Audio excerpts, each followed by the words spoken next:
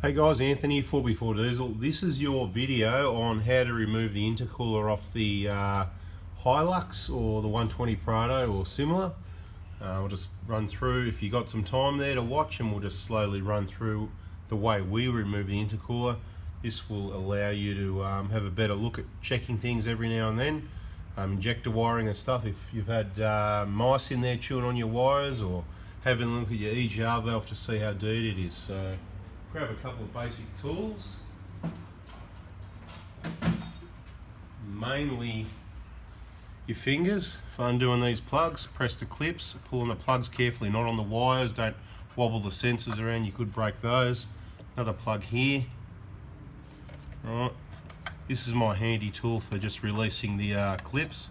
It's actually a snap-on for removing heater hoses. You know, you hook it in at the end of hoses like that and to loosen those up. Had it for a long time. I think I purchased that around about, I don't know, was that 92, 93? Yeah, so there you go.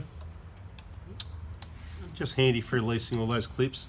For whatever reason, these ones are all very hard. They all vary, not hard to do, but hard to release. They all vary the condition of the plastic for whatever reason. Like I've noticed mine vehicles, they might not be that old, but all the plastic just goes so hard.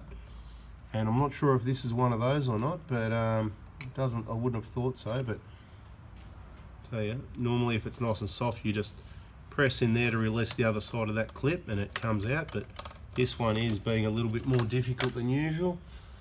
Okay, so this one's got a boost gauge on it, right? So that's where they got the gauge inside the car, and it's the vacuum line comes out and there's a T-piece into the vacuum line. You know, you can put it here or there. Usually I see it back here, but this one's got it there. So we're going to get our big flat blade screwdriver. Another handy tool to have. Carefully remove the vacuum line off the bottom of the MAP sensor. Manifold absolute pressure sensor is what that is, and then it's in the clamp there. Okay, then we're going to pop the MAP filter. This is the filter, see? MAP sensor, MAP filter. They've got a filter there. That's the one that always cracks at the bottom and leaks. They get blocked up. That's a filter to keep the line clean, because we don't want to get the sensor dirty. So it pays to have a clean filter, just like all your other filters. So we recommend changing that every sort of 3, 4, 5 years, or whenever you've got symptoms, high fuel use, or it's a bit sluggish, or you see oil leaking out all down under this area here. That's usually that cracked at the bottom.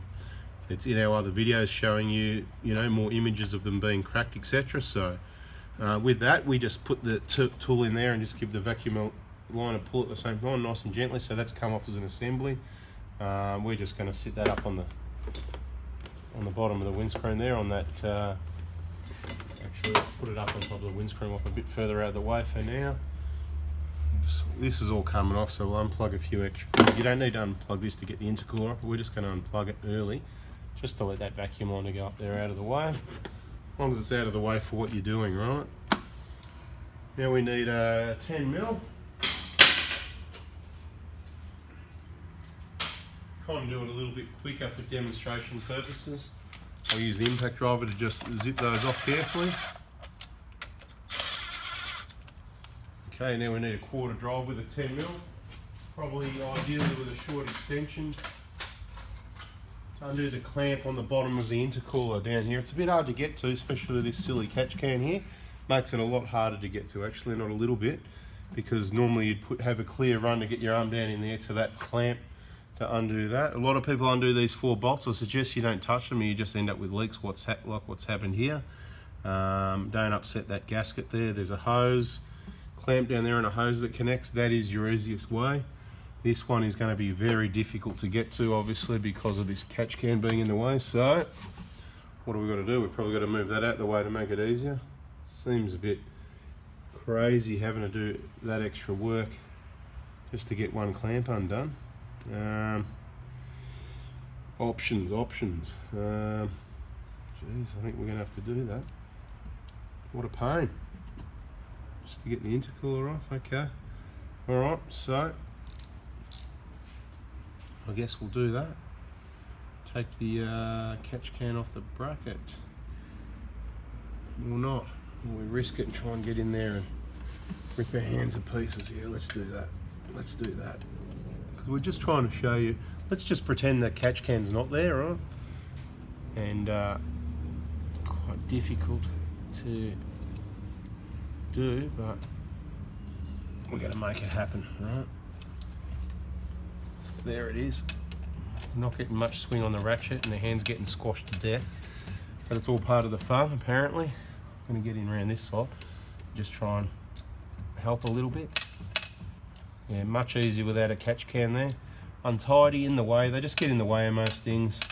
As we demonstrated in another video, this is the one, yeah, where, well, they're all the same. I don't think I've seen a catch can with a bracket that's nice and solid. I don't think I've seen a clean EGO with a catch can. I've seen a clean EGO with a plate. Personal choice.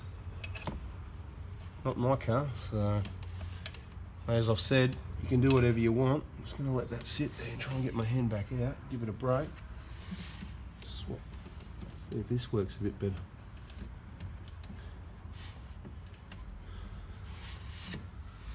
Bloody aftermarket garbage, if you ask me. Plastic garbage. I've heard stories of people having to remove them because they're blocked up and crankcase pressure and whatever. So, you know, I think that was one of these.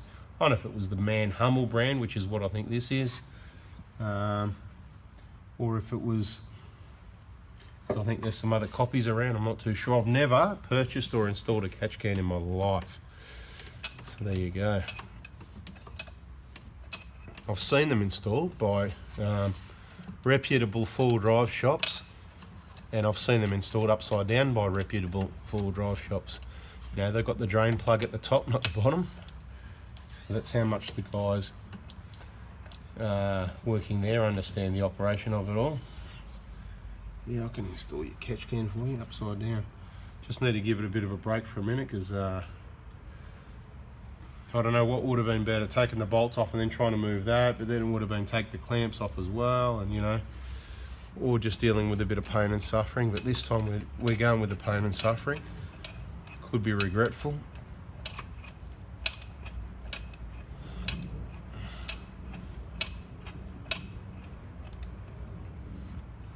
Very painful, isn't it? Painful watching, isn't it? What are you saying? I wish I could hear what you're thinking. Just undo the bolts and take the bloody catch can off. Take it off and throw it in the bin. Yeah, that's a good idea. I like that one. Just get rid of the thing. I don't know. Yeah, I suppose we could, you know, it probably could be full of oil as well. I don't know. You know, it gets untidy. You start, because it's got a hose going off the bottom, so it's just not that easy, you know. The hose going down the bottom, it's clamped on down under there somewhere, and you know, so it's either going to get messy or I'm just going to have to deal with it, I think, this time. So I think we might have that loose enough to do what we want to do, so that's cool. Wasted a couple of minutes there anyway. We're just going to grab the 12mm on the impact driver. Get the bolts out of the mounting bracket for intercooler. Same over the other side. Sorry about that, we got cut off by a phone call. I haven't done anything else other than take an order for some parts. Those washers sometimes become stuck on the top there. So if you go to pull the bolts off like this, that one came off easy, so not a good example. But look, sometimes it's like, yeah, it won't come out. You just need to get underneath the flat washer in between the rubber gently like that. Okay, and on the highlights, we just sit the bolts up on top of the bottom, the plastic shred at the bottom of the windscreen. So that one came out as well. It would have been good if one didn't come out, so I could show you, you know, what we do to get them out. Now you've pretty much undone everything. If it's going to come off pretty easy, you can just give it a grab there, not by the sensor or so, you know, grab the whole thing and not here, you know, something solid. And if it's going to come off, it's going to be loose like that, which is not quite.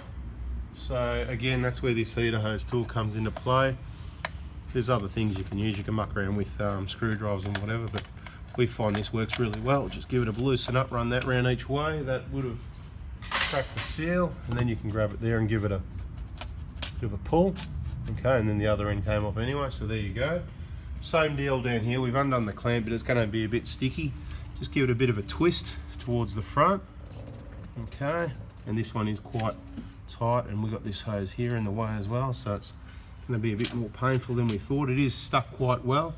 Normally you get the heater hose tool in down here as well, but of course we've got that damn catch can there, haven't we? Right. I think I do hate catch cans. Well, when you got something that's completely useless, it's a waste of money, that causes more harm than good, what's there to like about them? Okay, so trying to get that heater hose tool in to work around, which is going to be very difficult again. So if I did this over again for the video, yep, I'll take the catch can off. So if you've got a catch can, take it off is going to be easier than trying to work around it. And this might get taken off before I even get this intercooler off, because obviously, you know, we don't want to. Generally a little twisty tweak like that. Here we go. There it is. Right. So a bit of a twist and a pull. Off she comes. I'll go and put that on the bench. Bench of armour.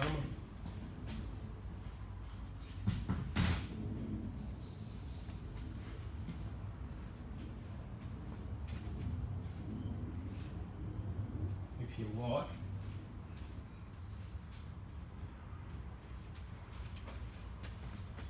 get yourself a rag.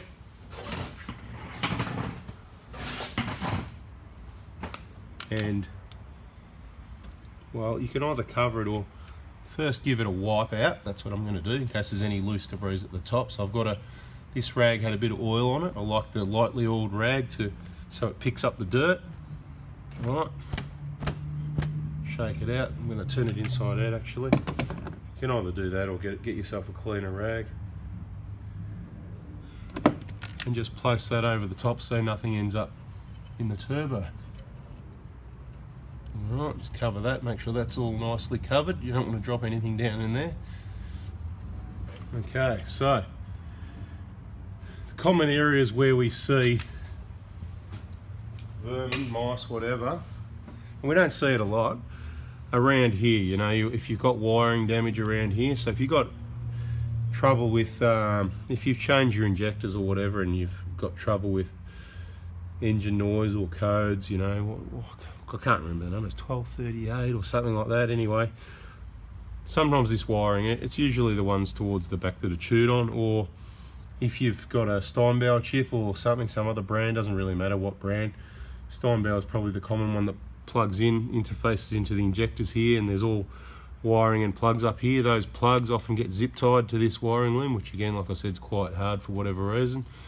And when it's zip tied on here, those plugs can rub onto the insulation of these wires and actually rub straight through the wire and the copper and rub it through and break that wire through. That's one cause of problems. The other one is people yanking on plugs, which we've covered in other videos. Look, you may not have seen those. Most of the videos with all that awesome information relating to injector jobs is in the VIP group on Facebook, and you can't get into that until you've made a purchase. If you're going to replace your injectors and you call me up and you buy your injector kit from me, then obviously you get your access to the VIP group, and there's a whole heap of videos in there that go for hours and hours, complete injector replacement, and that's the idea of it. If we can't find enough people to do these jobs right and not butcher your car, unfortunately you're the next best person for the job. So of course, give us a call, and part of that is if we can recommend someone, we will. If there's someone in your area, it's something you're going to do once in, you know, it could be 5 or 7 or 8 or 10 years. You just want to get it right the first time. So if you're not sure it's you, hopefully we can recommend someone. If you think it's you, well, you know, do it this way, and then you can get the information and see how it's done to do it right the first time from someone that's done quite a few of these. And you know, not bragging or anything, but that's what I'm saying, just quite a few. But you know, it's probably a bit of an understatement, but look, get it right the first time. So look, I mainly wanted to show you that's how to remove the intercooler. It's not that hard. If that's hard, then don't continue with the rest of the job, because it goes on from there. Right guys, a bit of a long one. I hope it'll be, some people will go, boring, whatever. Look, it's for people that don't know, okay? There's a lot of people that don't know how to remove the intercooler, and they just want to maybe have a look to check if these clamps are loose and sliding up and down the lines. That's other things you should check. On the 150 Prado you can see that each service. On the 120s and the Hiluxes you've got to take the intercooler off to check that. You can see a lot more with the intercooler off, wouldn't you agree? So look, we'll go one more step while we're rolling. In the unplug that and remove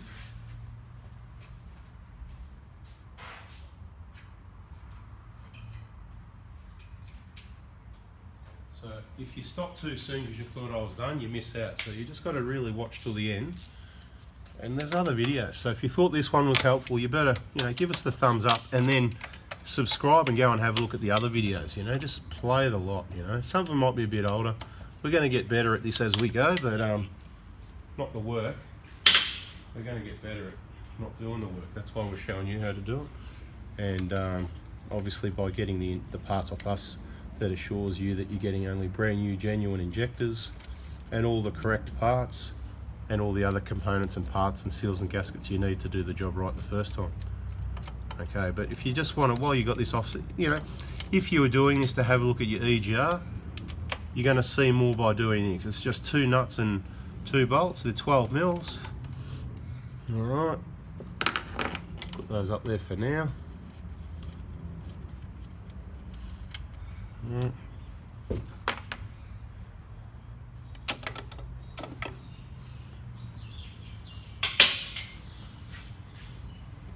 Just going to go and put that on the bench. Lay it out neatly as we do, as you do.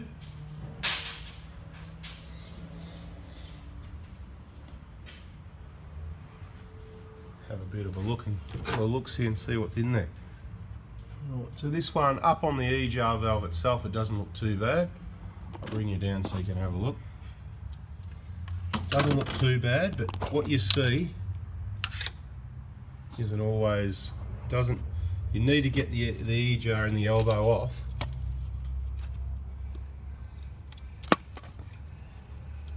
There you go, it's a pretty good view.